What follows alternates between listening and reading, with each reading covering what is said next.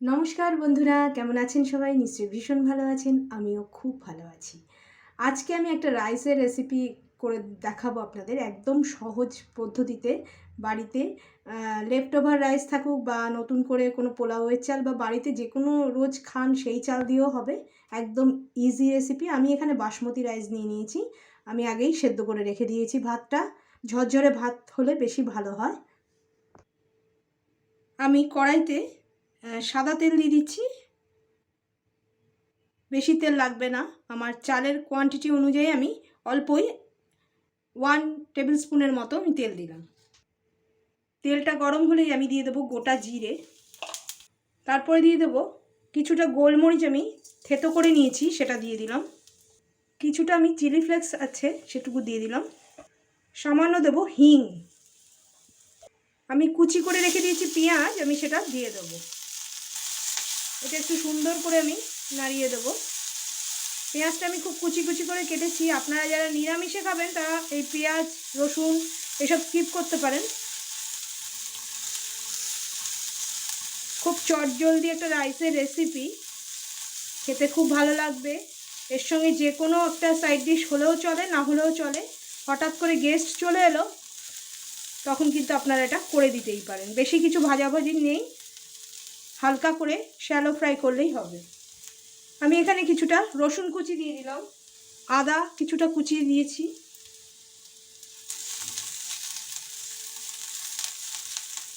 কোনো কিছুই বেশি ভাজতে হবে না, জাস্ট একটুখানি সতে করে নিলেই হবে।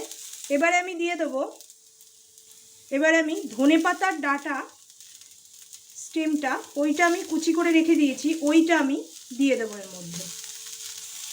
যে কোনো রান্নার মধ্যে এই ধনেপাতা ডাঁটাগুলো যদি আপনারা কুচি করে দেন বা বেটে দেন, খুব সুন্দর একটা অ্যারোমা আসবে, খুব স্ট্রং ফ্লেভার এটার। ধনেপাতার থেকেও কিন্তু এটা খুব স্ট্রং ফ্লেভার আসে। আমি ধনিয়া রাইস করছি, সেই জন্য আমি ধনেপাতার ডাঁটাটা ইউজ করলাম।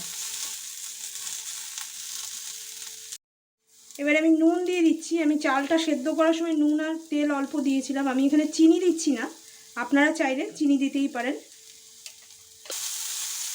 নুনটা একটু নাড়াচাড়া করেই আমি ভাতটা দিয়ে দেবো।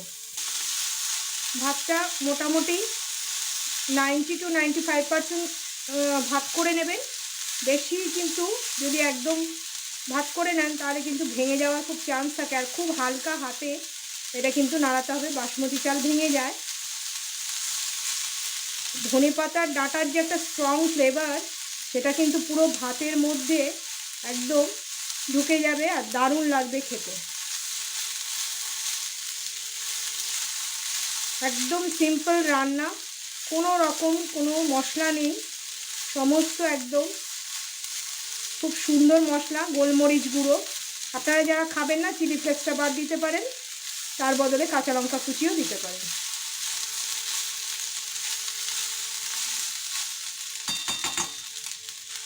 রাইসটা আমার মোটামুটি হয়েই গেছে। এবারে দেবো আমি ধনে পাতাটা।